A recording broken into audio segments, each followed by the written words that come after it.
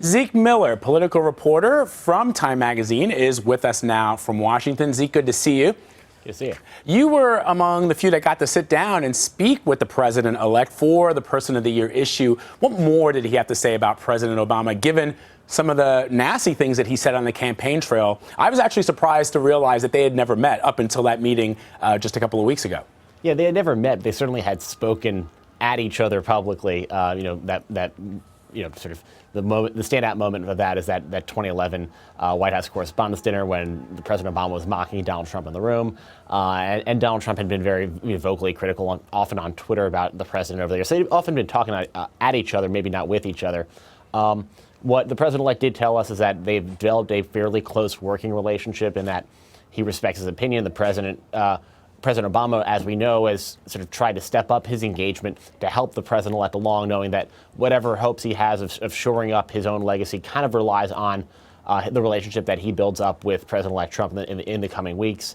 And he also revealed to us that he's very unlikely to retain anyone from the Obama administration into his own administration, saying elections change of administrations are sort of times to change the administration. So it's not like we shouldn't be expecting him to keep anyone around. And yet, Zeke, I think it's fascinating, and I wonder how this will sit with some of Donald Trump's supporters, that he seems to be taking a lot of advice from President Obama. In fact, during that interview with Matt Lauer on NBC, he said that President Obama gave him a sort of a thumbs up for one of his picks in his transition. We don't know who that is. I'm sure everybody in the press corps is trying to figure out who exactly that one person is. But I wonder, given the fact that so many Republicans rejected outright President Obama's policies, I wonder how this is going to sit with some of his folks.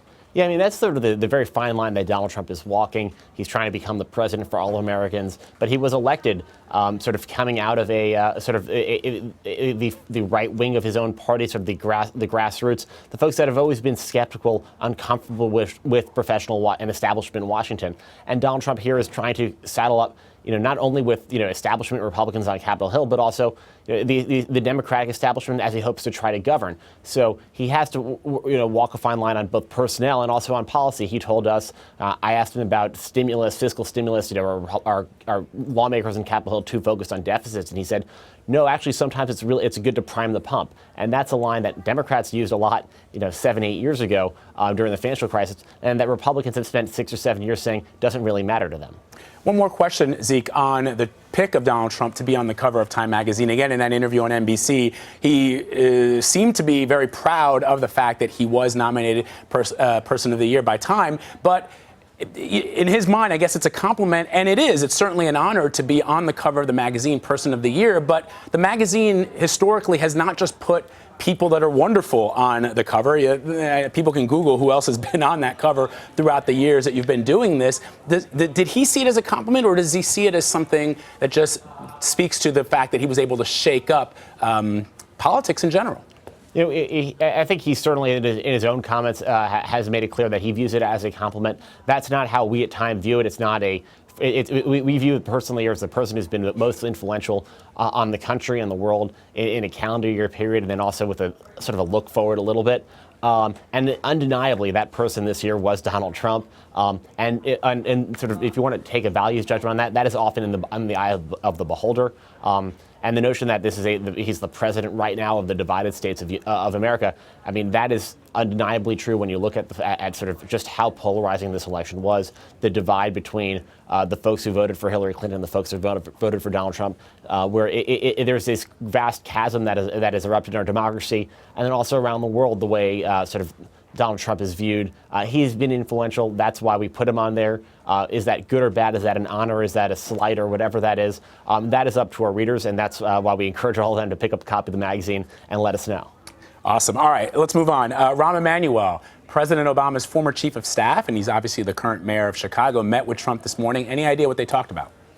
Certainly, we've heard already from the Chicago mayor. They talked about his role previously as President Obama's first chief of staff, so a little bit on the makeup of a White House administration, how the White House itself should function.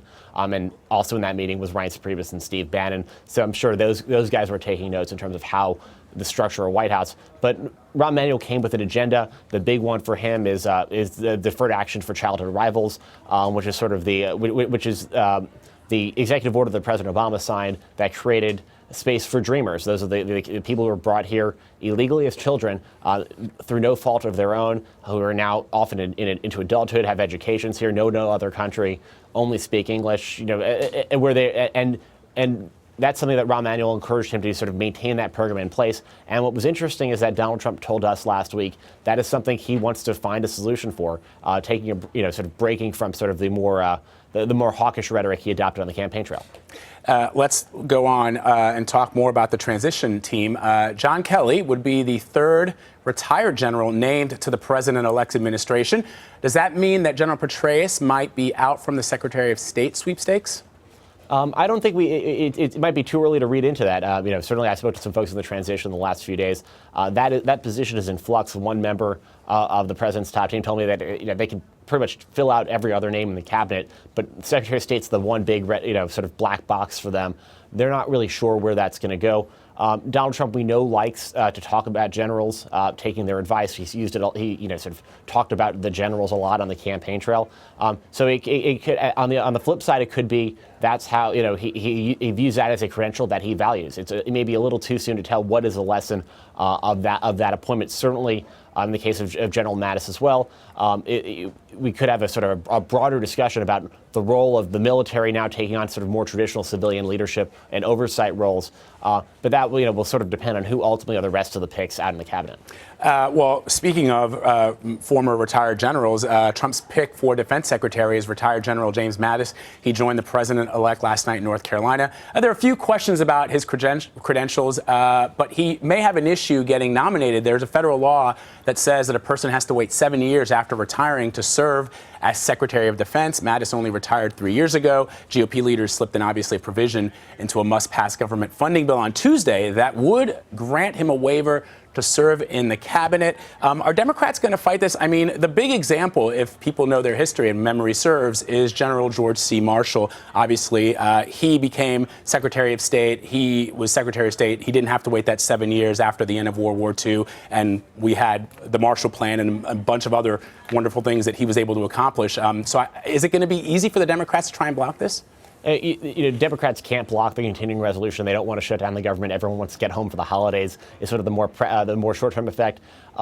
The broader issue is that Democrats are on record, certainly in the Obama years, of saying you want to give a president broad leeway to staff out their administration, and presidents of both parties have been traditionally granted that. Often, this has stopped presidents-elect or presidents from selecting somebody from the military for the post of Secretary of Defense. But ultimately, if a president wants it, the Senate has to approve the nomination anyway to confirm that nominee. So if they clear this threshold, it seems to be a pretty good idea that they're going to clear the Senate. And the converse, if they can get through the Senate, it seems like the Congress created this law. Congress can change that law. So it's a pretty good indication that General Mattis should be on his way to the Pentagon. All right, we'll wait and see. Zeke Miller, we always appreciate your reporting. Zeke, thank you. Thanks for having me. And be sure to tune in tomorrow night when President-elect Trump continues his thank you tour in Des Moines, Iowa. That event is scheduled for 8 p.m. Eastern, and CBSN will have it for you live.